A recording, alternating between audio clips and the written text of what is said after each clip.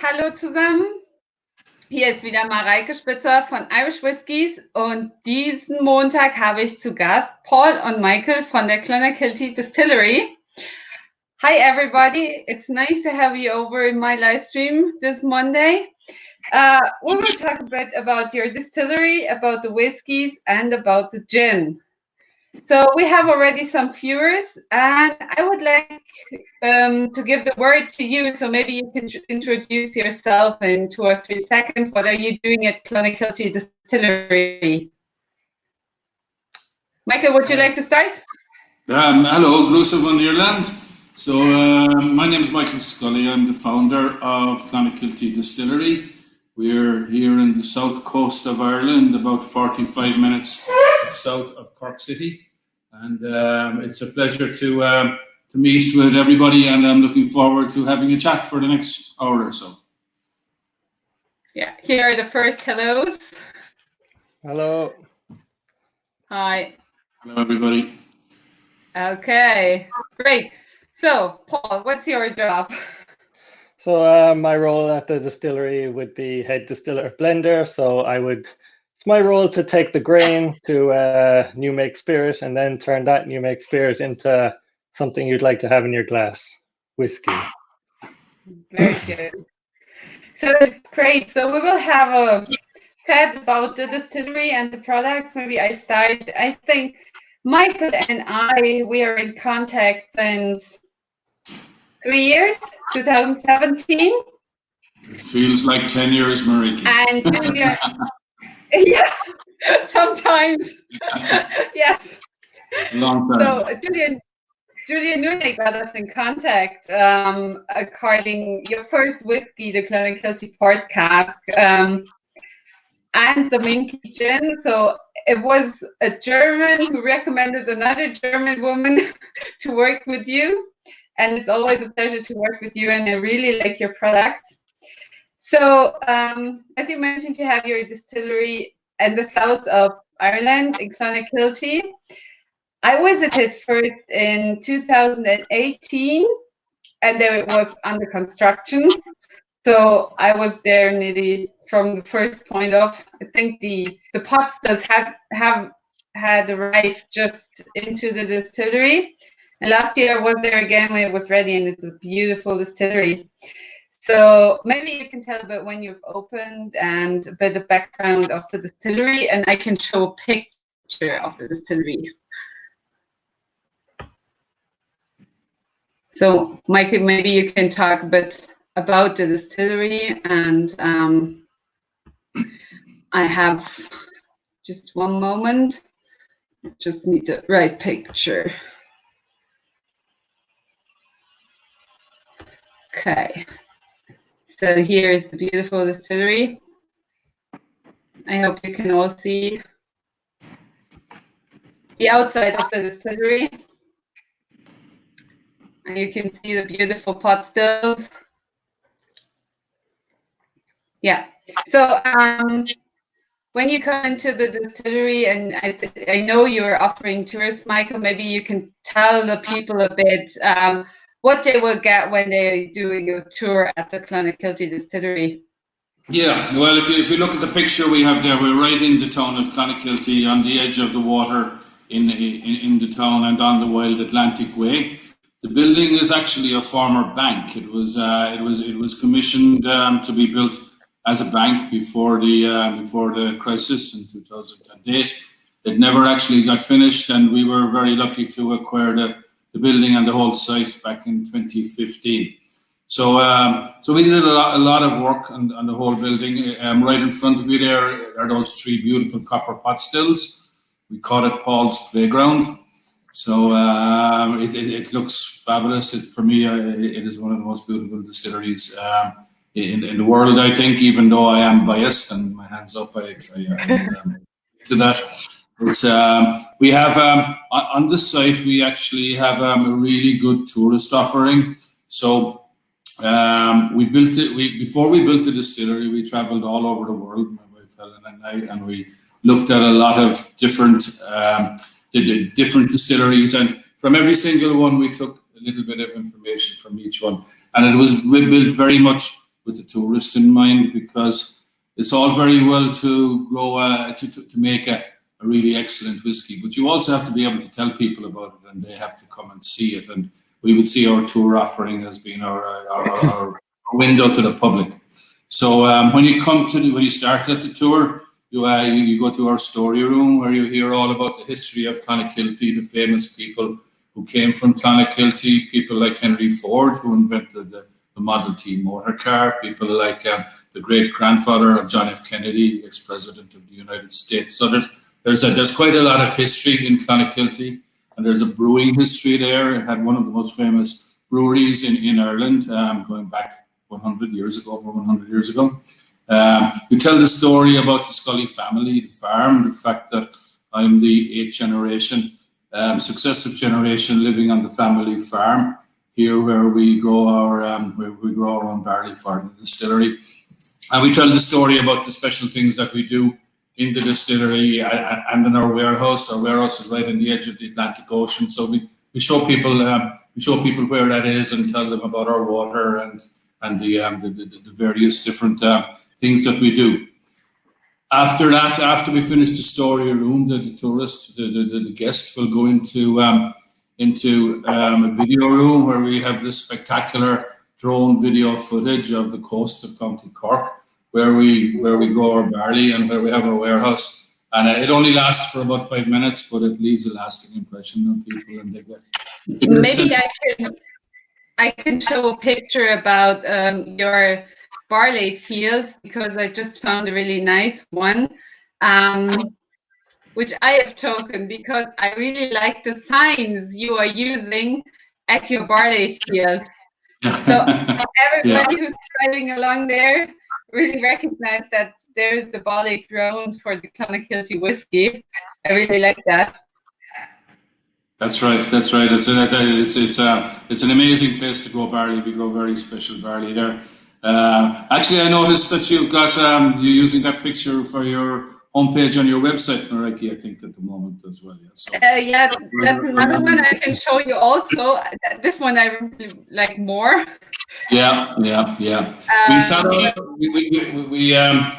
We actually sold our barley about 2 weeks ago. So this year on those fields, we're going 100% heritage. Excuse me. We're going 100. Oh yes, that's the one. Yeah. So this year we're going 100% heritage barley, which are ancient barley varieties that we're bringing back, and we're going to. We started off with 1 kilo of these barleys about 4 years ago. Each year we grew them out from seed to bigger amounts, and this year for the first year we're growing enough to have a commercial crop, so that Paul will be able to come this September. He will be able to distill this barley into a very special, unique whiskey, which will be the first, to the best of my knowledge, it will be the first in the world single pot still whiskey grown from these barley varieties, some of which are over 100 years old. Wow, great. Yeah.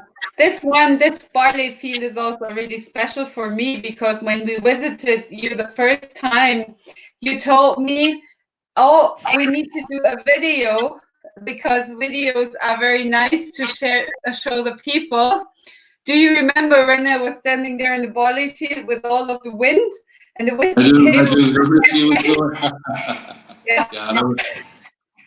So, and we actually, Mareike, only 3 weeks ago, we've actually built a special viewing platform in that field where people can come. And it's open to the public, compliments of the public, and they can come and they can walk right down to the water's edge by the barley field, and maybe for some very special guests for Germany, we might be able to give them a whiskey and let them enjoy a whiskey right in that barley field again. So yeah, here are lots of Germans looking, so now you can have a whiskey in the barley field. Exactly. We have a first question, and I would like to give that now because it's for barley. What variety of malting barley? Yeah, so we're growing 2 varieties. We're growing Goldthorpe and Hunter. So Goldthorpe is quite an old variety. It goes back to the late 1800s. Hunter is slightly more modern. It was grown in the 1920s, 1930s. my father, who was still alive, he's going to be 90 years old this year. He actually grew Hunter when he started farming on this farm going back in the 1940s. So it's really interesting to bring back those varieties. These are going to be just it's a special project that is very close to my heart.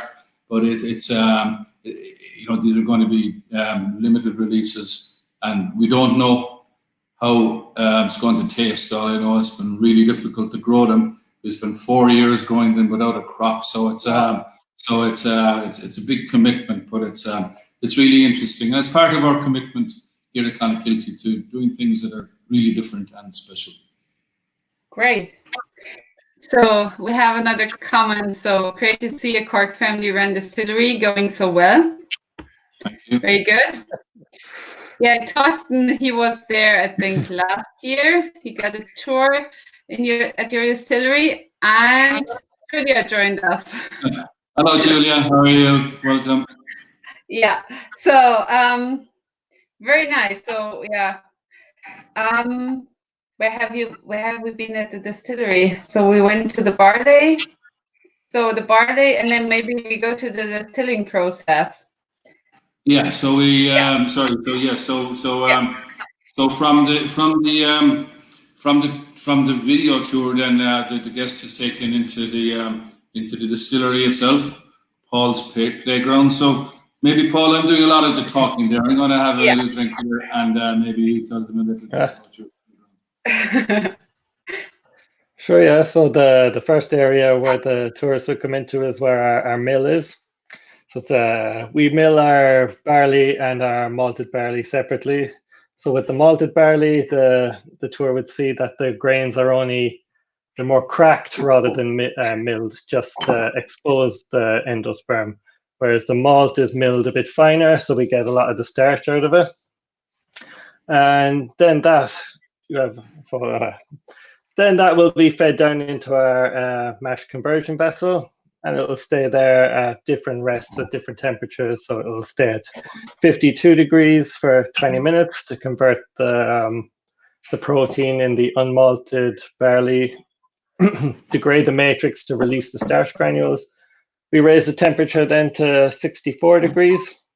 This is the optimal temperature to convert the starch in the grain into fermentable sugars.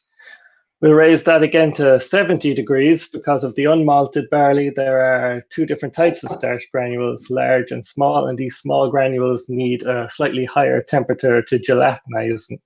And that's where the granules kind of melt and open out to allow the enzymes in to degrade them into fermentable sugars. We then raise that one more time to 77 and transfer into our lauter tun.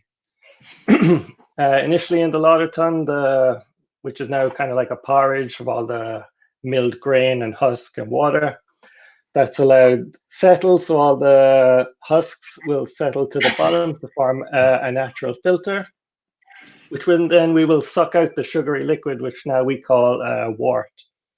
We'll suck it out initially at about 34 degrees and pitch our yeast into. Oh, Paul stopped. Oh, I can hear you, Mareike. Are you gone, Yeah, Paul? I think the video from Paul stopped, so maybe the internet connection is not really good. Okay, so well, do you want me to continue the story? So the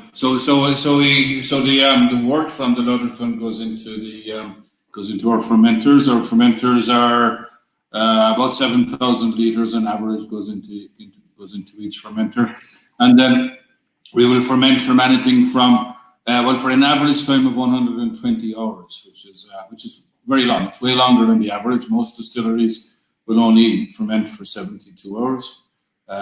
This is Paul's plan, and it's I think it does make a difference. When you ferment a little bit longer, the yeast dies off, and it allows different bacteria to start growing, which brings really different flavors and interesting flavors to the whiskey. So is Paul back again? Hi, Paul. Yeah. Hi, Paul. I was just beginning to talk, Paul, about the about our 120 hour 120 hour average time in the fermenters. So maybe you could just take it on from. So we do a mixture of fermentation times from 60 hours all the way up to 140 hours. So with the longer fermentations, you get the yeast will start to die off, but you'll start getting the growth of lactic acid bacteria.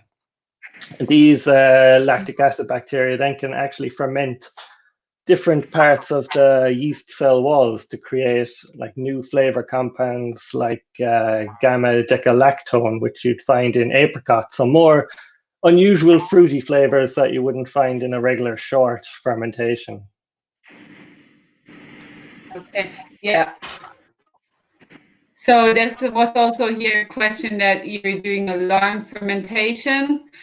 And here's another question. Do you use stainless steel or wood? Yeah, the fermentations go up. Our longest is about 140 hours, so that would be considered very long in a whiskey distillery. Again, to get the lactic acid bacteria interaction with the now dead yeast.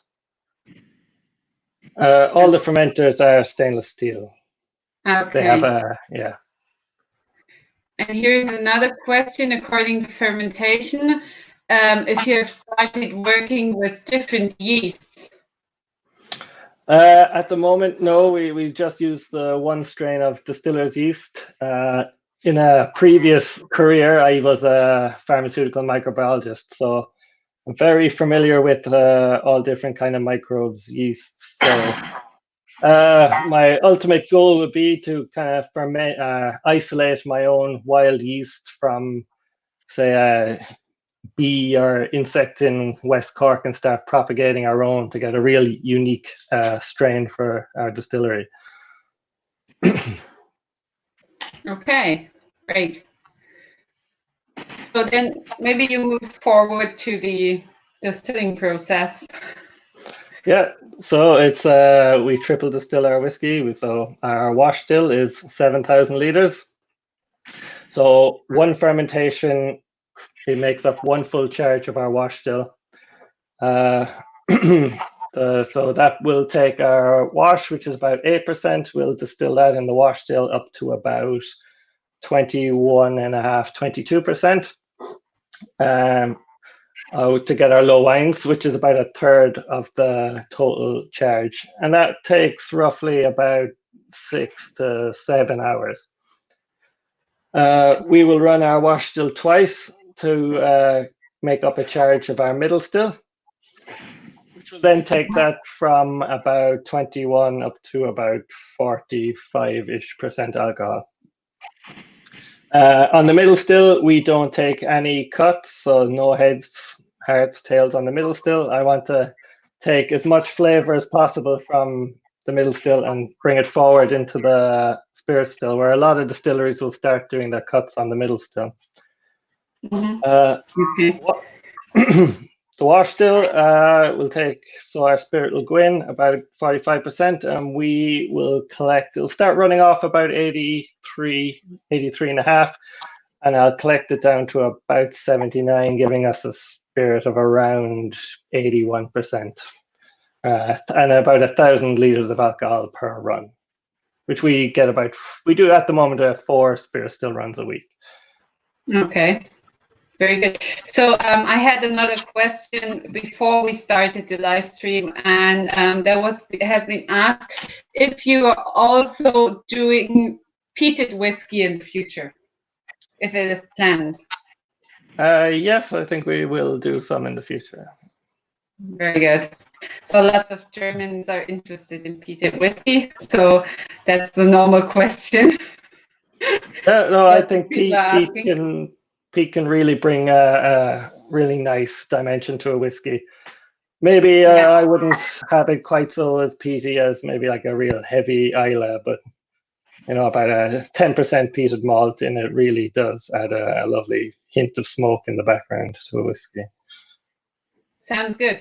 And do you just triple distill, or do you also double distill? At the moment, we are all triple distilled, but we do have the capacity. Our middle still and our spirit still are the same size, so it's easy to actually cut out the middle still completely, and we can double distill, no problem. Okay, very good, very interesting. Mareike, I think another thing that's interesting that we do that maybe Paul could talk about is the fact that we experiment with different rates of malted and unmalted barley. Mm-hmm. So, which is, as you're aware, that a single pot still whiskey is a mixture of unmalted and malted barley, and by varying the different rates of those, it actually changes the flavour of the new make. And actually, this is an opportunity to say hats off to Paul. 2 weeks ago at the World Whiskey Awards, we were awarded the world's best single pot still new make whiskey. So that's a real credit to our team. So well done, guys. Well done. We should have a drink for that. Yes. Very good. Cheers, Michael. Cheers. Maybe Paul, you talk a little bit about the differences between the varying rates of malted and unmalted. Yeah, so I do runs of say a month to 2 months of each recipe. So maybe 60% unmalted, 60% 40% malted, and then switch that around. And even 20% of a difference between the malted and the unmalted makes a massive difference to the spirit taste. So when you're using 60% unmalted barley, you get a much heavier, oilier spirit. That's a lot more focused on the grain. And when you reverse that to the 60% malted, 40% unmalted, it's a lighter spirit, which gets a lot more focus on the esters from the yeast. So I do the both to create blendability in 3+ years when we're going to sell. So you can mix your heavy, oily spirit, which has a brilliant mouthfeel and grain-forward taste, with your fruity, light spirit to create, hopefully, another award-winning whiskey. Yes, very good.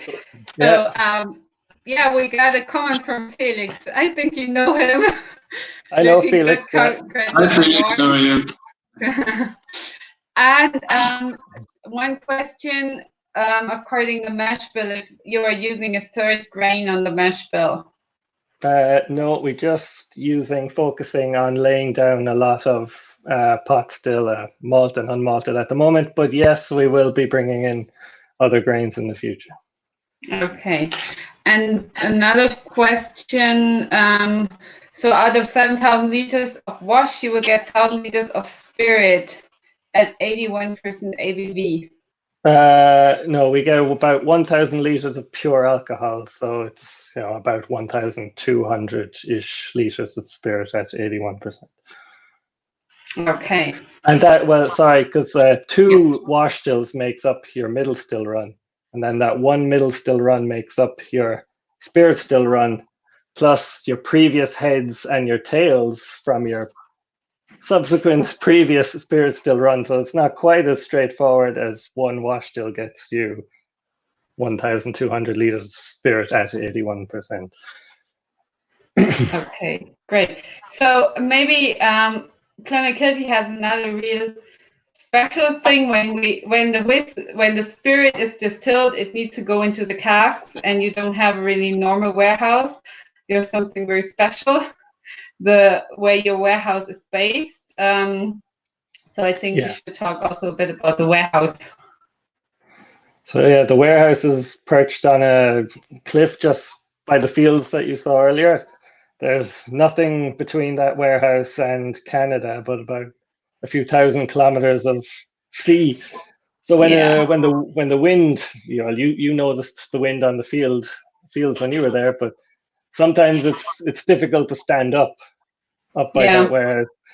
So when the waves are hitting the rocks, that wind lashes the warehouse with spray of seawater, and hopefully it's going to permeate into all the casks and give it a real maritime taste to our new make whiskey.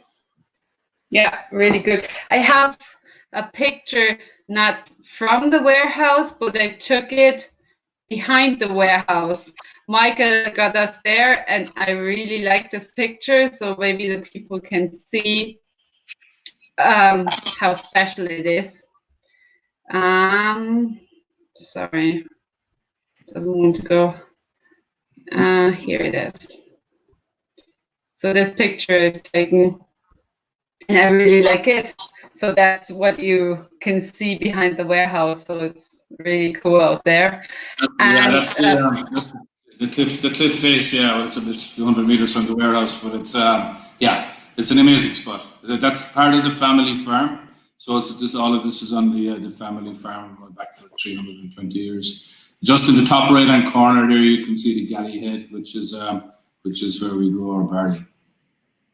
Yeah, so it was really nice. And Thorsten, you brought Thorsten out to the warehouse. He said that's warehouse, restaurant rules. So he knows what he's talking about. Yeah. So there's another question. Will you cut down the spirit before putting in the cask, and is this for extra flavor? Yes, so the new make spirit travels out to the warehouse at about 81%. And then depending on what type of cask I'm filling, I will change the ABV. So if I'm filling a virgin wood, I'll fill it at about 58%. If I'm filling ex-bourbon, I'll fill it at about 63.5%. Okay. Very good. Yeah, So, and then he's from the Netherlands, so we are very international today. Yes, thank you. Yeah. So Paul, maybe we can talk about our gentle cut, because it's important when we add our water to, which is our own well water out by the farm, which is from a deep borehole well. It's 150 meters deep or thereabouts. So it's really clean fresh water. We by the way, that's the water that we use goes directly into our cask.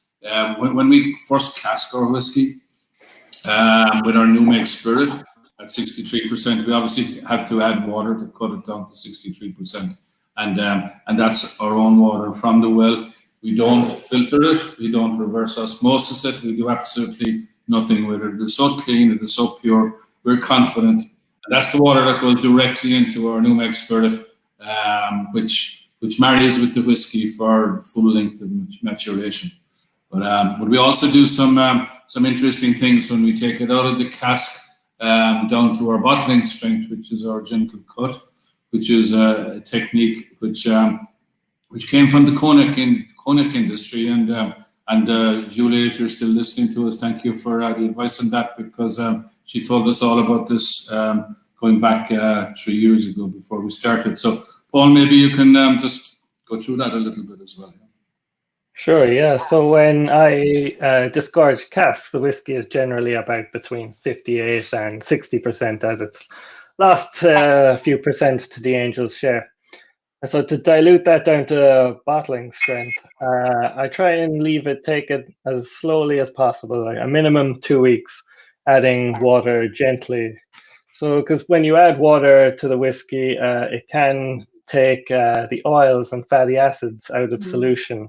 If you bring it down too fast. Also, when you add water to whiskey, it's an exothermic reaction, so it generates heat. So if you add 1,000 liters to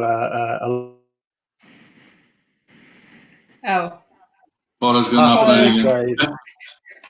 Here he is again. Back? Yeah, now you're back. Sorry. So if you add water too fast, you can generate a lot of heat, which could possibly drive some of the more volatile flavors out of the whiskey. Also, you want to keep those oils, fatty acids in the whiskey. If they come out of solution, you may never get them to redissolve again.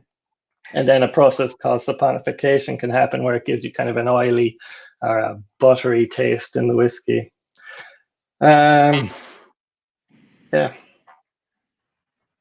Yeah, Julia just wrote, love to hear that.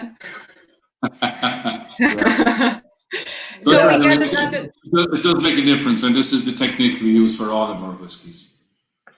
I also at different ABVs in whiskey, different kind of esters can be formed from fatty acids that are extracted from the from the wood. So esters don't just come from fermentation. If you extract fatty acids from the wood, you can create new esters at different ABVs while you're cutting your whiskey down slowly. So if you went straight from 60 down to 40, you might never create some of those flavors that if you did it step by step by step. Yeah, whiskey needs time. Exactly. In every step. Yeah, it holds up tanks and makes production a little more difficult, but it definitely a longer longer cutting makes them a much nicer whiskey. Yeah. So as Chris wrote, sitting down with the podcast from Clonakilty at the moment, I think you have already some whiskies on the market, so maybe we can start doing a little tasting of the 3 whiskies which are available in Germany. What would be your recommendation to start with? I would start with the double oak, I think. Okay, very good. I have that in my glass. I have a bottle of it here. I just show it to the camera. Yeah. So this one. Ooh. Yeah, a really nice whiskey. So maybe, yeah. So I let Paul describe the double oak and what he does, but the double oak at the World Whisky Awards 2 weeks ago, we won the world's best blended Irish whiskey with our double oak. So for a new distillery, we're absolutely thrilled to be able to do that in our first year out. So that's it's really special thing, and again, well done to the team. So Paul, maybe you'll just talk to people about what makes it different, what you do to make it so special, and then maybe just go through the tasting notes. Yeah, so the name double oak comes from that it's finished in European oak and American oak. So the European oak casks we use are called Neoc casks, which are new era of casks. So they would be an Bordeaux red wine cask, which is hand shaved and re-toasted with a heavy toast. And the hand shaving is very important because with the mechanical shaving of the other kind of rejuvenated casks you get, it's a lateral shaver. So a large machine goes in and shaves in a circle like this, which creates a lot of dust. And this dust can then get into the capillaries of the wood, which block the breathing of the cask. So the whiskey can't breathe in and out of the wood. So with this hand shaving, it's done horizontally by hand, which creates no dust, which leaves all the capillaries open for the wood to breathe.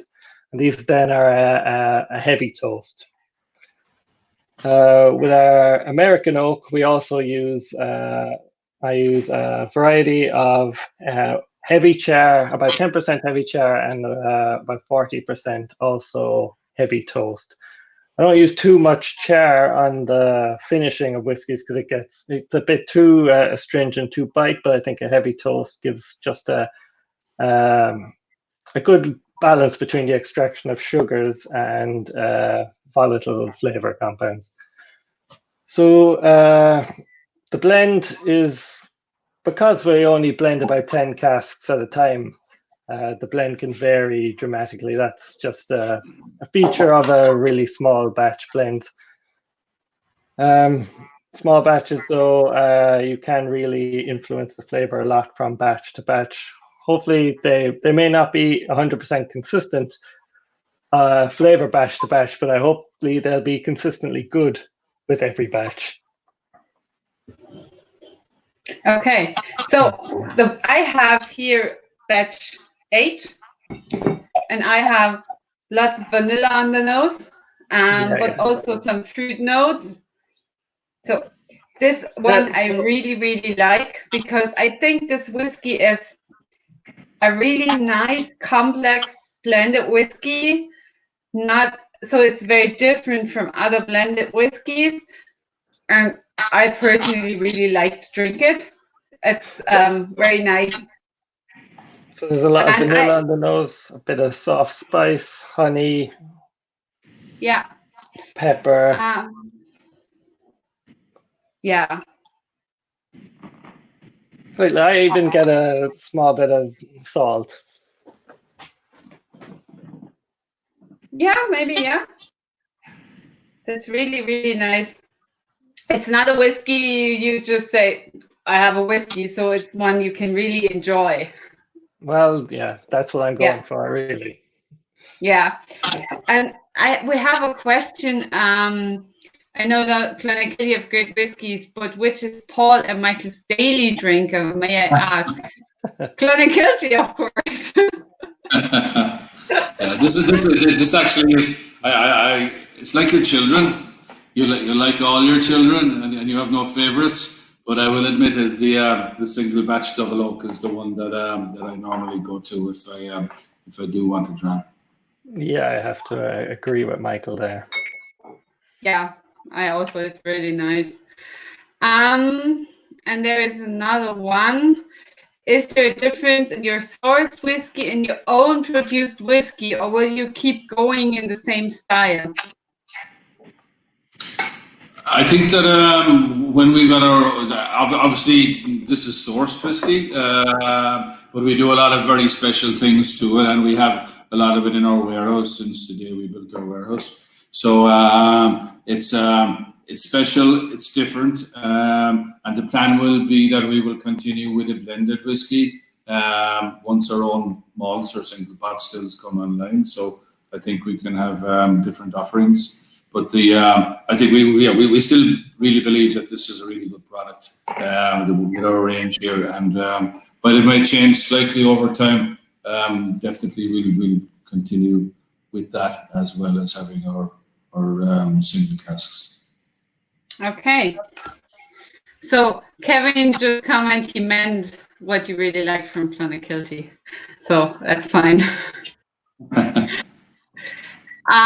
Okay. Oh, Michael just said I got the double oak on Saturday. Tried today the first time. I like this whiskey too. Yeah. Really good. Yeah. I recommended it. Well done. Thank you. Yeah, and here's a German one. You should start selling samples of what we can share the tasting. Yeah, I know. It's a bit difficult. Actually, one thing we're going to be doing very soon is we're going to have miniatures. Yeah, so, that would be really good. Send miniatures to you to Germany. So we're going to have probably our 3 whiskies, our core whiskey range, all in miniatures, and our Minky gin as well. So expect those to be on the market before the end of this year. Very good. I saw some pre-Minky gin miniatures, and I really like the small bottles. So yeah, I'm looking forward to that. Okay, so another German. Hi, he's also a very good customer for myself. Okay, so we had the single batch now. So maybe we should move forward to the next one, or we should have a taste of it first. Well, you should try it. We should have a taste of it first. I'm way ahead of you. So you said that in German before, Paul. So Slange, it's in English and Irish, but the German word you said very good before. Oh, prof.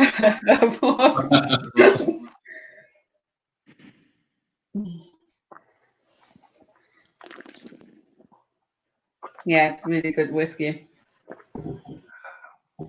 Yeah. Yeah. Very nice. There's a lot of toffee from the Neok casks. There's some spice from the European oak also. A lot of vanilla from those virgin oak casks, but the underlying liquid has a very freshness to it as well. So there's a bit of apple, cut grass in there. Beautiful. Yeah, really beautiful whiskey. So which one would you recommend next? Well, let's go on to the port. Okay.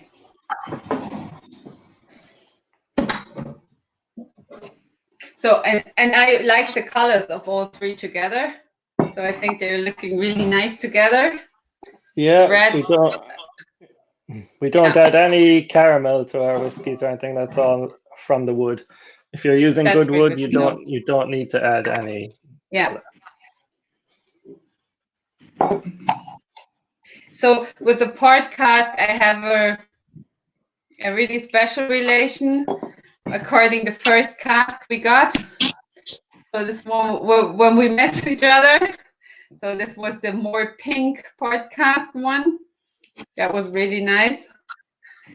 Well, the interesting thing about both of these whiskies, it's exactly the same base spirit in both of these whiskies, and the difference is actually in the wood finishing. So it's actually a really good comparison for people if you happen to have the two of them and do what we're doing now, where you can actually taste the differences, which is solely coming from the wood finishing and nothing else.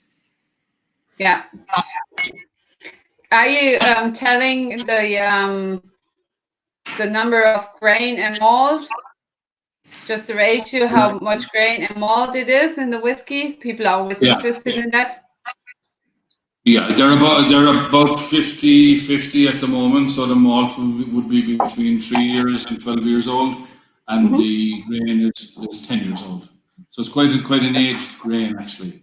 But it's roughly 50-50. Changes a little bit from each batch, but that's more or less where it is. So this way it's small batch whiskies. I think that makes it very interesting. Yeah, and it's like a wine. It's like you buy a wine, you got your favorite vineyard, and every year it's going to be different. Every year the terroir actually creates a slightly different type of a wine, and there is no reason why that cannot happen in a whiskey as well. I think it's more interesting because I think if it was exactly the same every time you buy a bottle, then it's actually not. It's not quite the same. You don't look forward to the same experience, the voyage of discovery. Yeah. So, okay, we really need to talk about the podcast. The podcast is my number one. Love the port one. So maybe we should start talking about it. Yeah, so with the podcast whiskey, I don't want it to be a whiskey that tastes like you're having a glass of port with maybe a bit of whiskey in the background. I want the port just to be kind of the icing on the cake. But you have to have a cake first, so you have to have a solid blend, which is the same blend that goes into the double oak. And then I put it into a mixture of first, second, and sometimes third fill port casks. So it's got the same, the base liquid has the same lovely grain, vanilla flavors because it's been in the American bourbon barrels for, like Michael said, the grain's in there 10 years, the malt is 12 to 3 years. But then the European port casks really add a lot of dark fruit. So on the nose, I got a lot of cherries, blackberries. Yeah. But from the spirit, you can still get the fresh apple, and you can still get some of the cereal and wood spice. Yeah.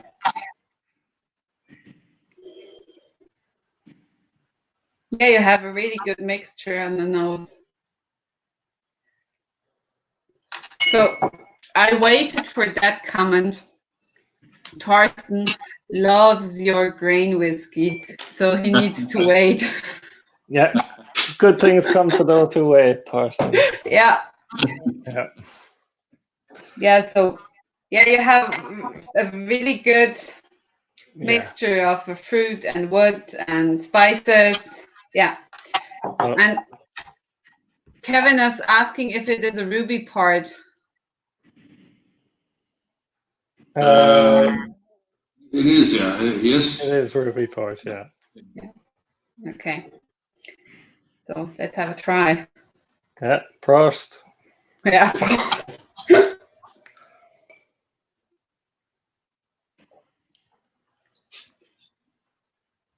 Yeah, you have the sweetness of the port cask, but it tastes like whiskey. So the port really rounds out a lot of this. The spicier edges that would be, say, in the double oak, and the sweetness makes it much very easy to drink.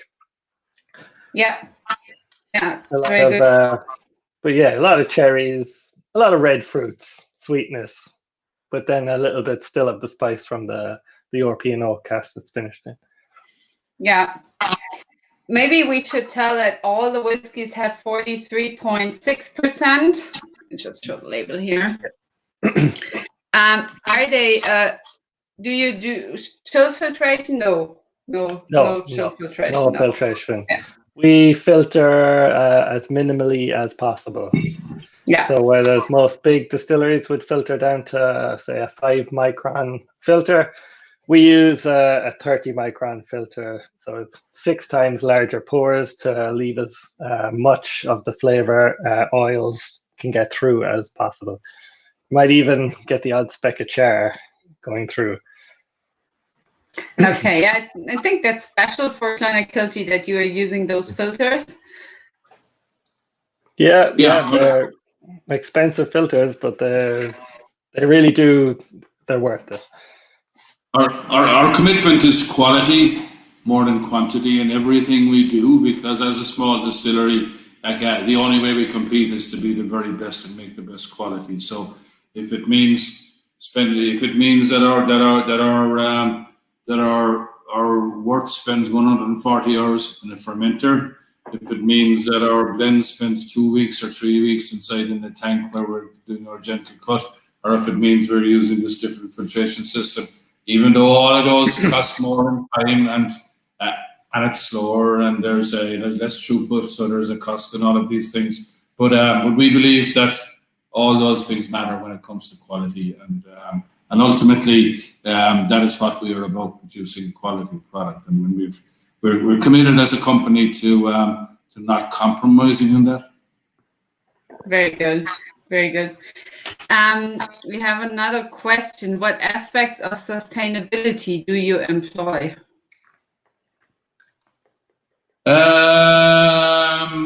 On that, it's something we constantly work on. But obviously, our spent grain goes back to animal feed, and our pot ale goes back to animal feed.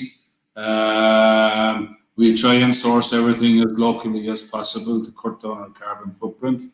Our packaging materials, where possible, we'll actually cut down plastic, and we've nearly cut out plastic now out of everything. We're almost there, not quite. And when it comes to using sustainable cardboards and papers and all of that, we actually do everything possible there. But it is a work in progress. We are certified members of Origin Green, which is the Borbia national certification that is only given to sustainable companies and companies that are actually following a clearly written sustainable program. So we're very committed to that, and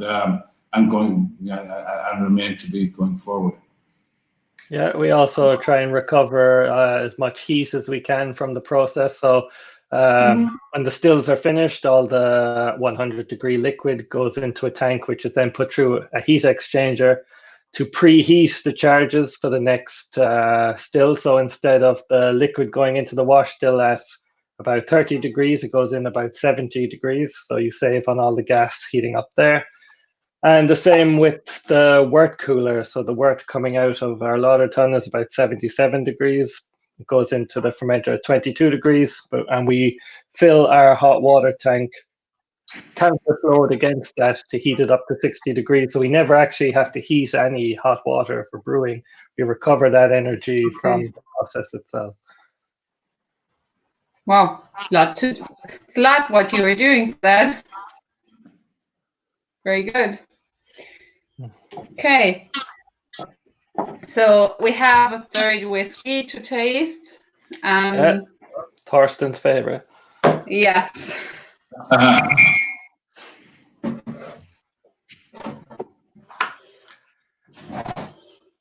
The green one. This one. Everybody loves the color on the label. Yeah, it's a bit Irish because it's a very nice green, and it's very eye-catching. Yeah.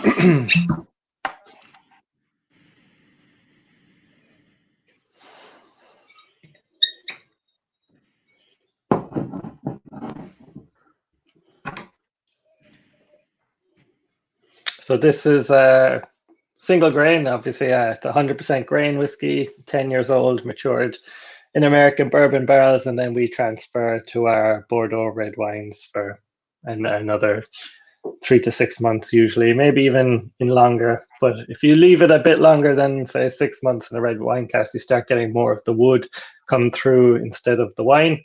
So try to leave it a short maturation in the red wine casks.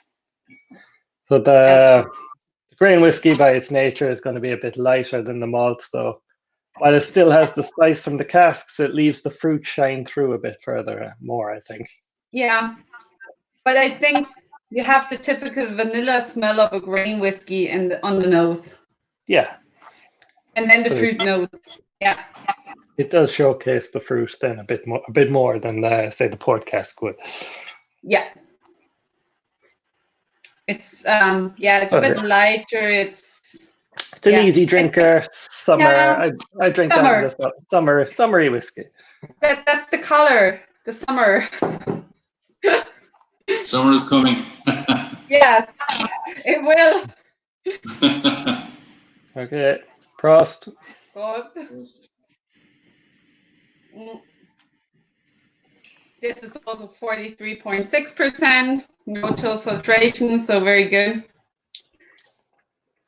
Yeah, so it's a nice, easy drinking, fruit notes. Yeah, vanilla, strawberries and cream. If you're watching, Wimbledon, the tennis or whatever.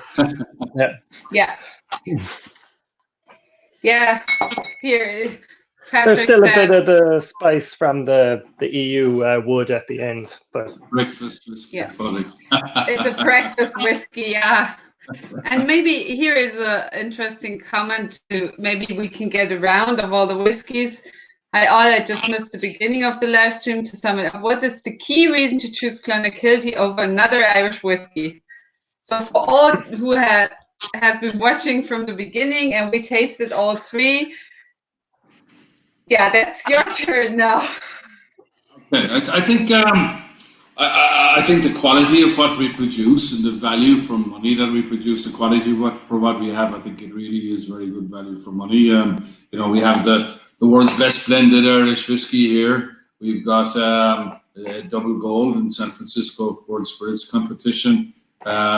This is a very highly rated. I think it got silver in San Francisco, and it got I think in the I'm just getting mixed up now, but I think in the London Whiskey Awards there was a high award for that as well. So that we've got a range of some really good award-winning whiskies, and it's not just our opinion. I think like the fact that we're getting all these awards is it's verification from other people within the industry, and while they're really good whiskies, they're not overly expensive. So they're not an entry level; they are a premium whiskey at a very good price. So for me, that is the reason why you should enjoy it. And we will be coming out, and we are coming out with really different and interesting expressions. We've got a really interesting program going forward for the next 12 months or 18 or maybe 2 years with our collaborations with different whiskies as well. So I think all the fans of Clonakilty, I think they will have lots of opportunity to experience different flavors and embark on new journeys over the next year or two with us. Okay. Yeah. What would you like to add something? I think with our whiskey, it takes a lot of time and attention to make Clonakilty whiskey. We do everything as slowly and as manually as possible.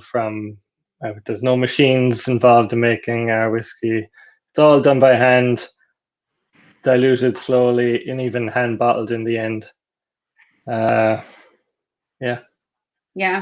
What I always tell people is I also need to tell differences between the whiskies, and what I always like to tell is that you have whiskeys, you have a blended whiskey, but you have a port cask finish. You have a blended whiskey, but you did the double oak. So there are lots of specials at the whiskeys, and it's not just a blend. So these are premium whiskeys. They are really good quality whiskeys, and I think all three are a really nice range. You have lots of different flavors. And you have we have here now a really light whiskey, a summer whiskey, really nice to enjoy. You have the double oak, which we tasted first, a lot more complex. And yeah, I think that's the different types and styles of whiskey you have. And at the collaborations you mentioned, it brings me to this question. Any thoughts on beer cask finishes? I think a great addition to all different types of ex-wine casks nowadays. So I think we have something to talk about now. Yeah. That's a very opportune question, actually, because we're doing a lot of beer cask finishes. I think the good news is that we're going to be doing those for Germany before the end of this year. But just to let you know what we're doing at the moment, we're doing a lot of collaborations in the US with different breweries. We have, I need to put on my glasses here, no apologies. But we've had, we've done a lot of collaborations with, for example, the New England Brewery in Connecticut in the United States. So they're a local brewery. We did this, what we call a fuzzy cask IPA finish. So they've got this IPA, it's called Fuzzy Duck. And we took their casks from America, we flew them over to Ireland, and Paul filled them with our whiskies in the warehouse, and they spend anything from 2 months to 4 or 5 months inside of the casks to get the flavors of the in this case the Fuzzy Duck IPA. And then we bottle it. We put their badge, their banner on the bottle as well, and then that's sold back into their market. But we are now keeping a certain amount of those exclusively for our cask keepers and available in our shop here at Clonakilty. So this is our very first one. We've just done another collaboration with New England Brewing Company called the Stout Trooper. So that's the Stormtrooper. So that's going to be, it's an Imperial Stout finish, and that's going to be launched in the States next month, all things going well. We're doing a finish here with the Pelican Brewery in Oregon. With Pelican is a very famous brewery up in Portland, and they've got a barley wine finish here. So this is going to be really different. We're doing one with called with the Revival Brewery. It's You Thirsty IPA. So we're doing a lot of these really interesting and different finishes. They're going to be really unique. They're all limited batches, maybe 12 to 1400 bottles on average, not to be repeated batches. So there will be an element of collector's items in these as well. And the good news is that Mareike, even on today, as you're aware, we've been talking. So we're going to bring out an Apfel Snaps finish. We're collaborating with a producer in Germany, and Mareike is going to have that with Irish Whiskeys later on this year. And we're also going to be doing a stout cask finish with a German producer. The stout cask is interesting because I think the stout casks produce some exceptional whiskies. So, so we're really excited about this program. It's I was talking about it before that we're big enough in that we're set up to do this, and even though we're only doing 2 casks, maybe 3 casks at a time, but there is it's a batch process, and because we bottle ourselves and all of that, we can do all of these things. So we're big enough to actually physically do this, but on the other side, we're actually small enough to care.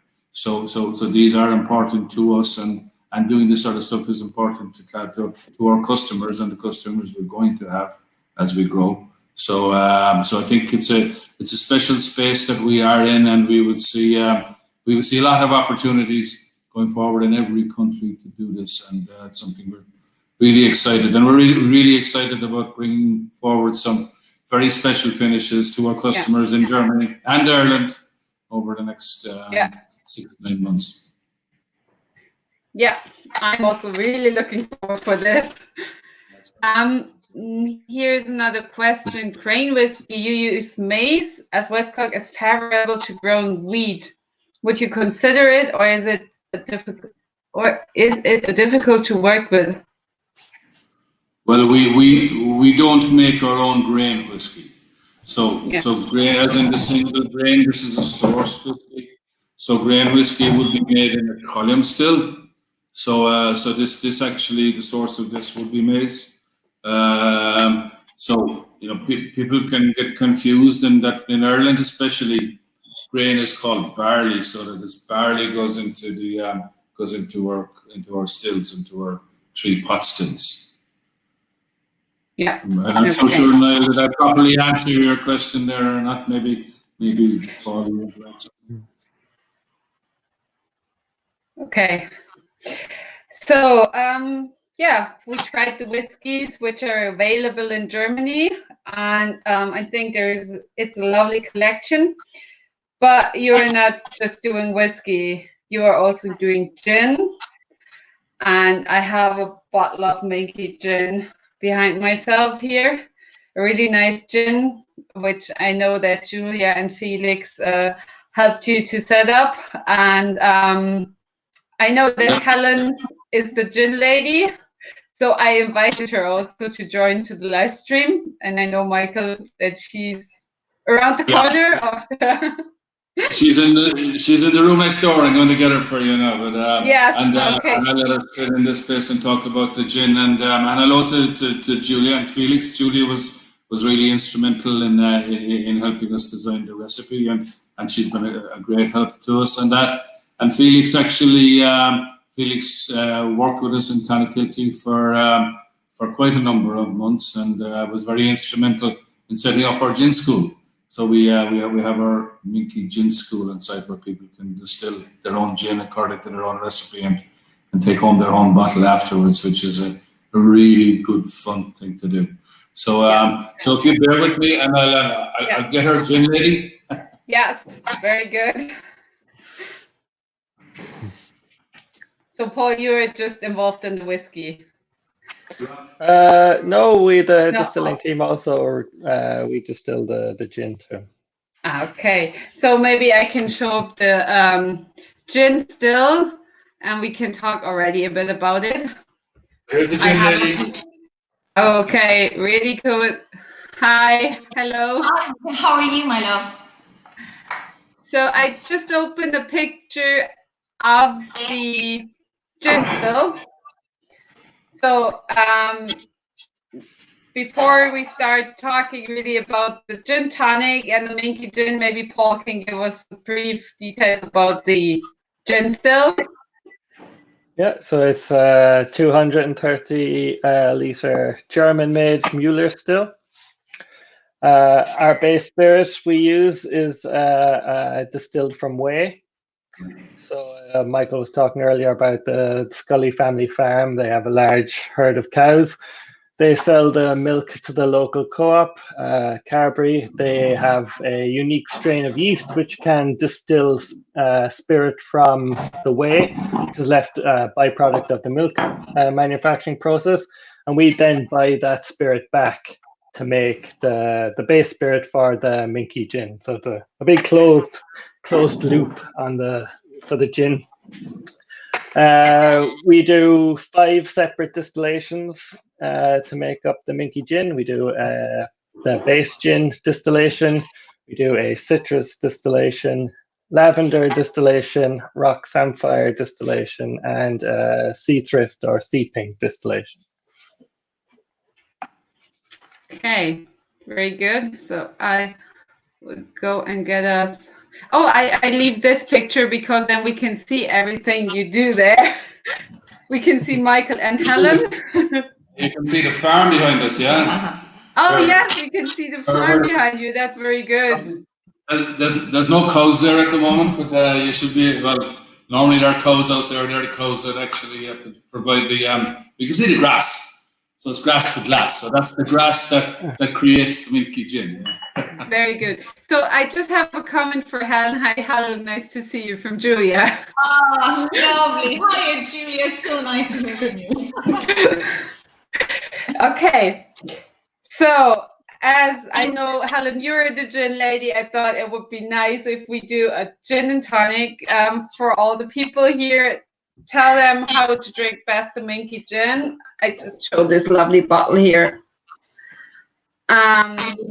Unfortunately, I have just one tonic. It's Schweppes tonic. I'm sorry. I'm waiting for my tonic delivery since 2 weeks, so that's the only thing which is over. And that's okay. That's what lockdown does. So that's perfect altogether. Okay.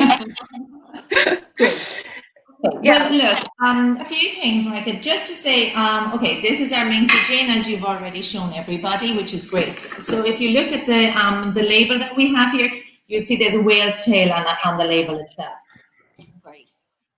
So when Michael and myself decided that we were going to do gin, there was plenty of different things that we had to do in relation, but there was 3 main things that we had to do, and one of them actually was to come up with the name. So it's a pity you can't see, but we actually live on the coastline, on the Atlantic coastline. I literally take 2 minutes and I'm down inside in the water. So there's a migrating pattern past the Gallyhead Lighthouse that's just down here below outside our house of whales for 6 months of the year. So the minke whale would be one of the whales that actually migrates during the March, April season down there. So the Irish Whales and Dolphin Group open up the Gallyhead Lighthouse for once a year for all of us in the locality to go down and to see these whales as they're migrating. So we thought it would be an ideal name to call our gin, but that's actually where it actually has come from. So that was the first thing that we had to do. The second thing we had to do was to decide, and we've already slightly, you've discussed that already, is the base spirit that we wanted to use. So as Michael said, we're on a farming platform, okay? It's a milking platform. So Michael's family have been involved with this for generations.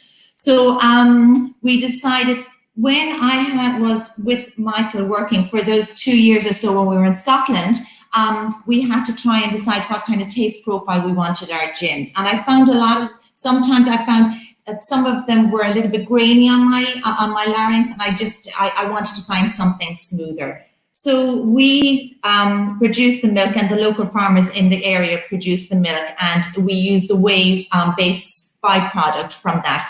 So it gives it a very smooth and subtle taste. So that's where that came from. Then this is coming to Julia, who's still out there listening to us. So we then had to decide on what botanical we wanted to use. So look, I do a lot of swimming and kayaking in this local area, and I found this botanical on the cliff face. It's actually called rock samphire. Now, a lot of people use it in cooking, but what I wanted to do was I wanted to use it as one of our base botanicals.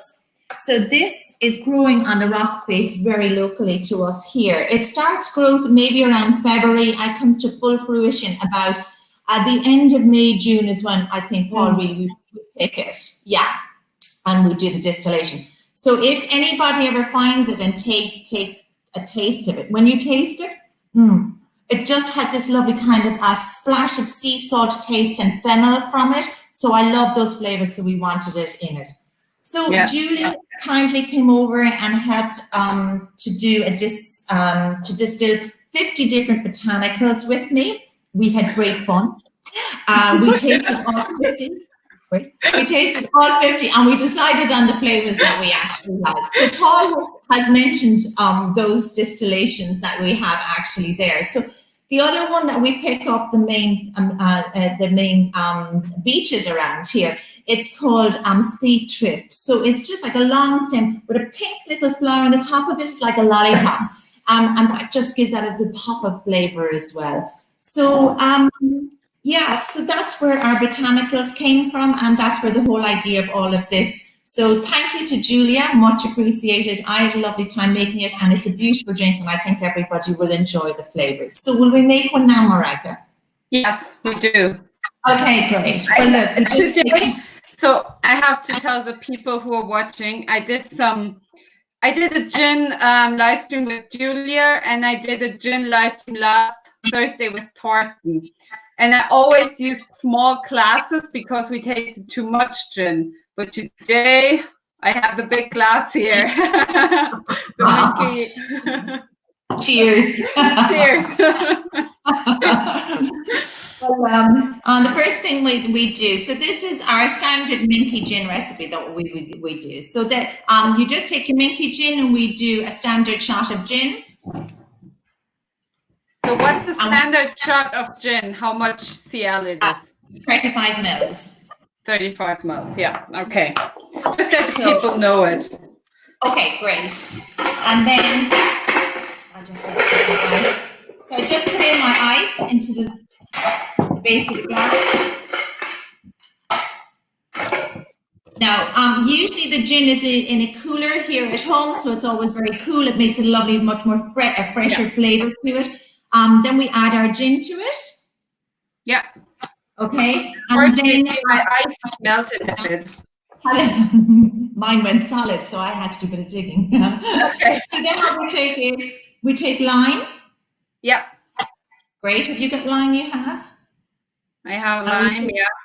Magic. And we have a taste, we take some lemon. Okay. I don't have lemon now, but I have lime. Okay, so we put in both lemon and lime into this. Yeah. And then we use our fever tree tonic. Okay. Great. With the standard Indian. Yes, the standard Indian, yeah. Please. Which we believe is our favourite tonic, but obviously people can use whatever they think is their own favourite. Yeah. So I think the Schweppes, it's an Indian tonic, so it's yes. Okay. So once it's in, we don't add any flavors, but there's enough flavors. I think for me personally, the reason why we didn't want to do that is there's such a lovely flavor profile from this gin and tonic that if I added something else to it, it's going to take away from the actual unique flavor profile that it has. So that's why, like you, it's an Indian tonic. Yeah. So it's okay. Great. Super, super.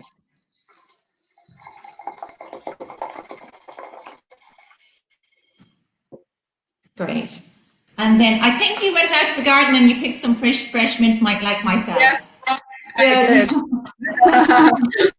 I really like it as a minky gin and tonic, so I like to add it. What's lovely about the mint is, look, there's that lovely fresh, refreshing smell from it. And I think that's the reason that we liked to put it into the gin, just to enhance it. From that perspective, there's that gives it a lovely nose smell to it. Okay. Yeah. So you've done that. So cheers. So cheers. Cheers. So now, when you're taking Mareike, what's very important for me in relation to this, okay, is that there's a lovely, first of all, there's a beautiful, smooth mouthfeel to it. So it's very, very, very subtle, very soft, and beautiful as it just goes down the back of the throat. The second thing that I always feel when I'm having a minky gin and tonic is there's a lovely aniseed. There's an aniseed taste just comes along the side profile here of your mouth. And the last thing, the citrus, there's this massive burst of citrus just at the back of the throat when you're actually finishing it off. So just see if you feel the same as I do. So okay, I do. Cheers.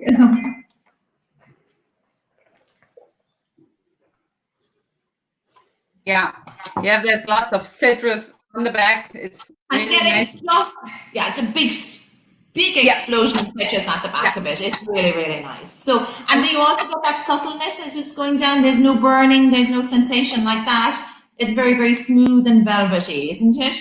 Yeah, it's really nice. And what I always think about is the first time I really tasted the minky gin and the Roxempire was when we were with Michael at the beach, and he showed me the Roxempire and I had a glass of gin and I tasted the Roxempire and had the minky gin. It was awesome. It was so good. And then I had a look if I can do the Roxempire in my garden, if it might be possible. Unfortunately not. No. It only grows along the coastlines. There is a different samphire, but it grows inland, but it's more in a boggy environment. But no, this is the one that actually grows off the cliffs here. Yeah. So when I'm in Clonakilty, I always go to that beach and have some Roxempire. It's really nice. No, it's great. Yeah. So I have a very special relation to this gin and also to the podcast whiskey. You see, that's lots of connection by myself with your products. Yeah, that's good. Well, look, we appreciate that. Look, this gin has won 2 awards to date. Okay, so we've got a silver for the International Wines and Spirits competition, and we've actually got a gold for the best international botanical gin. So again, that says an awful lot about the amount of work Julie and myself put into trying to get the right botanicals to give it that flavour and to give it that taste profile that we've just discussed here. So. Yeah, we obviously I'm going to be biased, but I think it's a little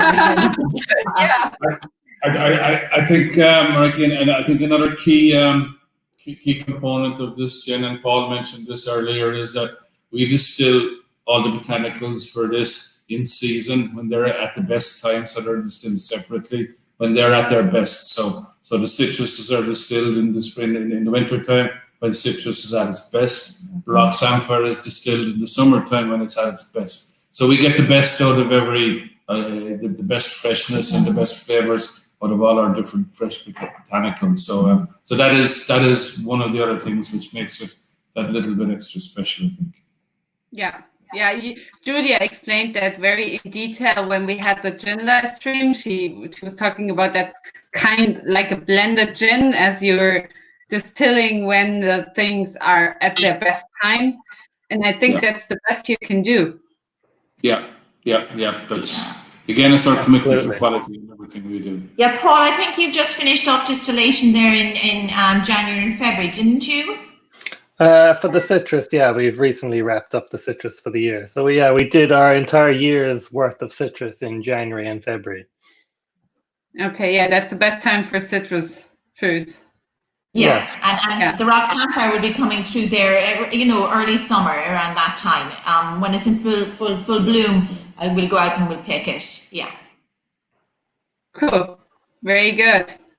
So I think we talked a lot about Clonakilty Distillery, about your products, and we had lots of people watching us, and we had some good questions. And I just want to ask the people if there are any open questions. And Patrick is asking where the juniper is from. Here we have another question.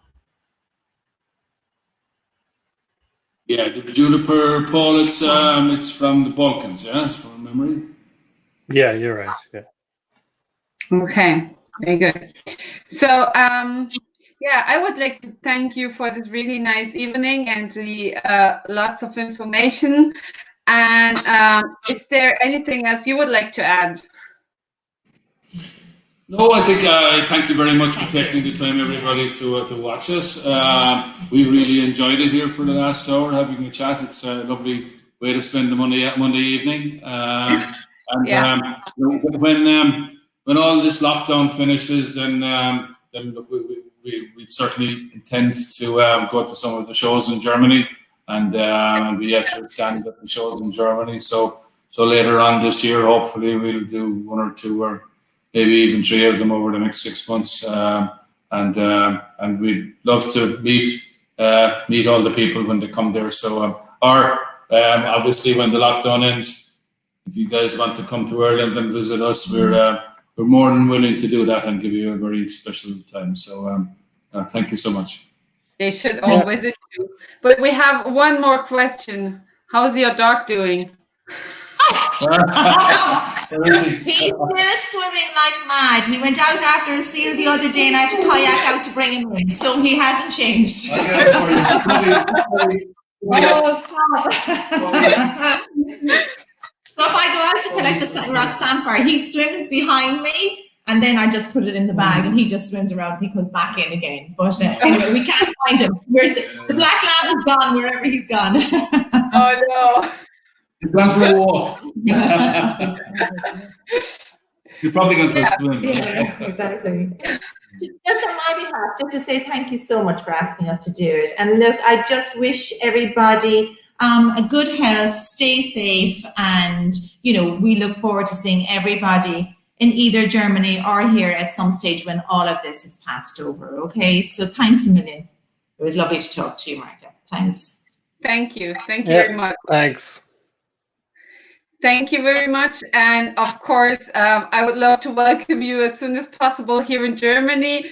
And I just can tell all the Germans as soon as we are able to travel, we should go to Ireland, to Clonakilty, and visit your distillery.